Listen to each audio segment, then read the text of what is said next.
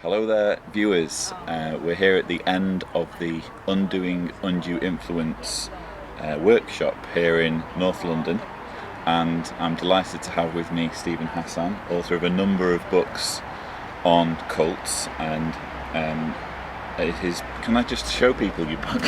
Yeah, it's probably easier. I don't have the latest Freedom of Mind, no, because everyone took it. That's the first one. People are taking his books out of his hands, but this one's particularly popular with a lot of ex-JWs, because although it doesn't refer to Jehovah's Witnesses once, I think I'm right in saying, it does speak extensively about Stephen's experience in the Moonies, and there are a lot of commonalities there.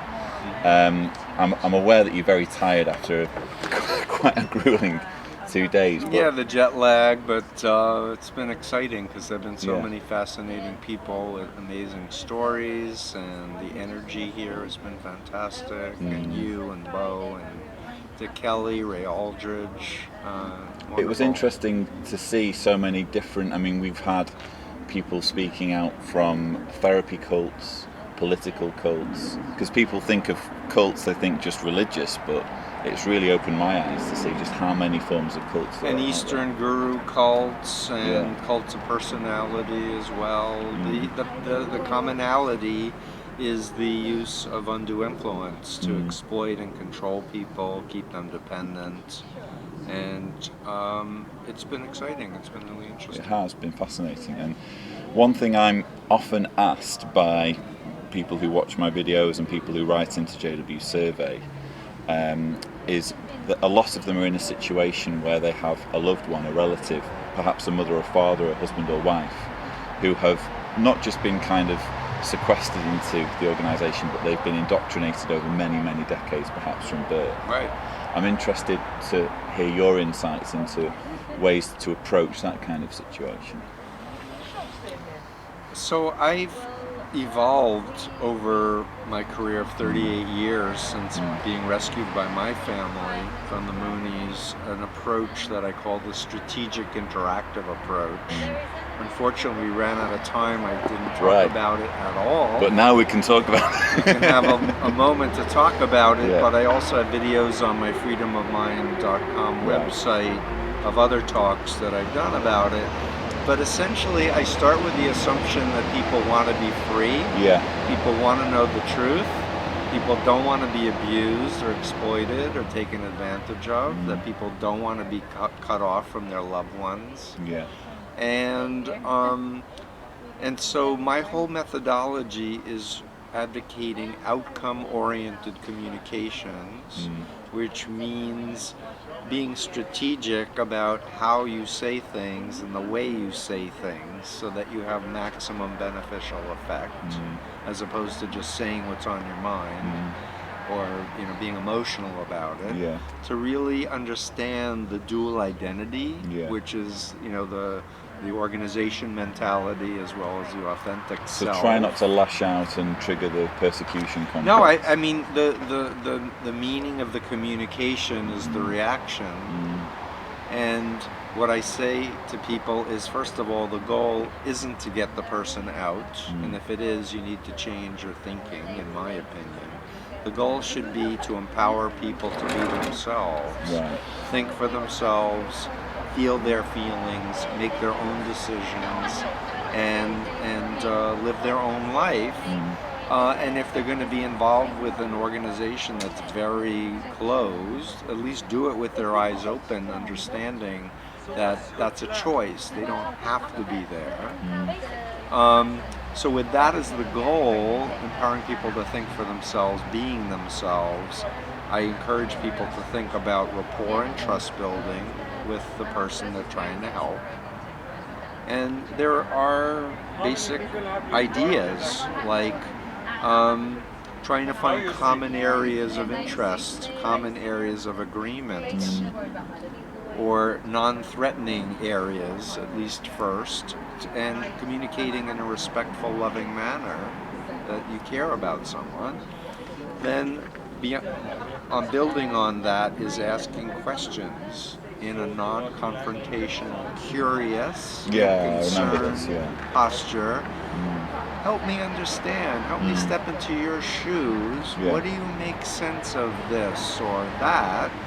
And don't start by talking about controversial stuff about the group that they're in. Yeah. Talk about other groups. A mirror or group. Others, exactly. Yeah. Or other circumstances. Because one commonality with all of these groups is that when you're in a totalistic group, you don't think it is, but you can see other ones. They become it's very obvious that there's something wrong. Earlier I talked about Heaven's Gate as being a very important example rather. Very extreme example. Yeah, because these folks had given up their lives, cut off from family and friends, were assigned two by two, and they were given new names, new clothing, and they were made to believe they were aliens from another dimension, another planet. And human impulses are not their true nature, and they literally killed themselves thinking they were going to a spaceship in the tail of the Hale-Bopp comet, and said that the world was going to be incinerated, and that was back in '97, and we're here in 2014. It hasn't been incinerated yet, so I think they were wrong on that. Yeah. And because they videotaped their exit speech about how happy they were and don't think I'm in a cult and I'm not brainwashed, this is the most common sense decision I'm making, I've yet to have anyone watching that doesn't say, wow, they're really brainwashed. Yeah. They're really in a cult. Yeah. And then it's like, wow, how is it possible that an intelligent real estate person or a nurse could give up their family and their career and believe something that's not true? Yeah. Well, we used a similar technique when my wife and I were waking up. We stumbled on a documentary series by Louis Theroux from the BBC, and he followed the Westboro Baptist Church. And of course they practice shunning. They had a very strong authoritarian leader. I'm familiar with that. A very strong persecution complex and all of those things. And they don't mention Jehovah's Witnesses once in the entire series, so it's very similar thing, really. Exactly. So the point is rapport and trust building, asking questions in a non-threatening, non-confrontational, I really want to understand you, what do you make sense of this? And showing videos or lending a book that doesn't attack the group. And with that as the foundation, to then begin an interaction of, what do you think about the fact that the governing body is changing policy? I have this document from the past. This is a current document. Explain I'm it curious. to me. I really want to understand. I'd like to believe that this is true, but it just seems like they've changed their policy over and over and over. Help me.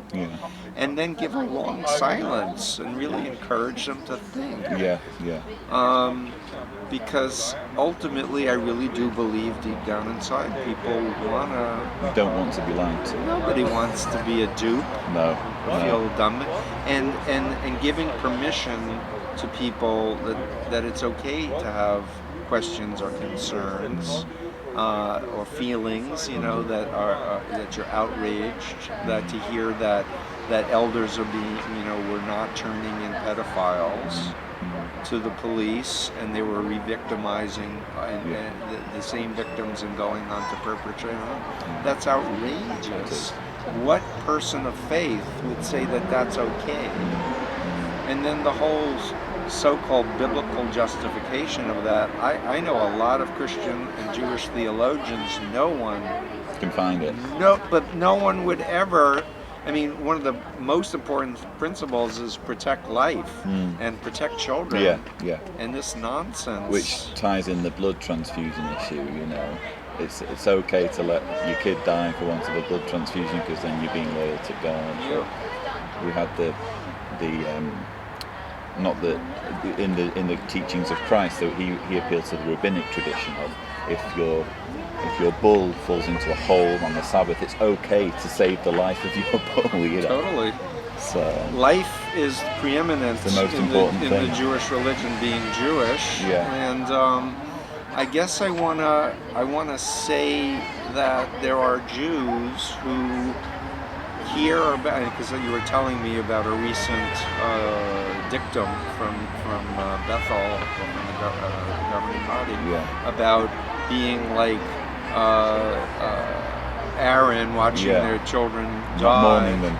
not mourning them, and or Abraham sacrificing Isaac. And in my tradition, the one that the synagogue, it may not be the most, or it's certainly not the most orthodox. In fact, we pride ourselves on being unorthodox. Sure. But we look for what's the deeper meaning Yeah. of the story, as Yeah. opposed to taking it literally Yeah. and saying this actually happened. Let's try and reproduce it. Or the context of that time of sacrificing your child was that the Egyptians were sacrificing their children left and right. That was the norm. Yeah. And Jews were being taught, now don't. This is wrong. And Interesting. even looking at Abraham as being a boo-boo to even do that he didn't notice the ram was there, Right. that he was just blindly following, and whoops. It would be nice if there could be a little bit more liberalism in the witness Well, interpretation. Well, so it really comes down, I think, on some level to the conscience of the people in charge, realizing that they have a mighty responsibility. And if they do believe in Jehovah, if they do believe in God, they are going to be judged for their actions. It would be nice if they could, yeah. Like Ray Franz waking up and saying, you know what, I grew up in this, I wanted to believe it. It's not following the scripture. It's not about love. It's about following guys running a corporation that's got billions of dollars. Exactly. Well, I think we'll leave it there for now, because I can, you mentioned that you were on your last burst of energy for the I'm tired, but I have more energy actually now that we're talking. No, I can see that. There's a sparkle in your eye. Well, I want to help people to wake up, and I guess I want to encourage you to continue your good work. Thank you. You have a great radio voice. I think you should go into radio, honestly, and interview people and report it, because I love the resonance of your voice. That's very kind of you to say. And that hopefully we'll get the press conference that you helped organize online for people to hear, because that was fascinating. It was. 2-hour discussion. It was. So there's hopefully going to be lots of material you can check out. Steven's book is a great read, Combating Cult Mind Control, and I'm there's actually also not promoting. You're not promoting that, but there's Freedom of Mind, very good read. What I'm promoting. When I redo this, then. And there's a fourth one in the works as well. I have 5 more books outlined, and I just need to get my life more organized. Okay, but we can look forward to that. And there's freedomofmind.com as well is a great resource for that's my website. finding, getting hold of the information. So thank you very much indeed. Thanks again. Steven. Take care. Okay, bye-bye.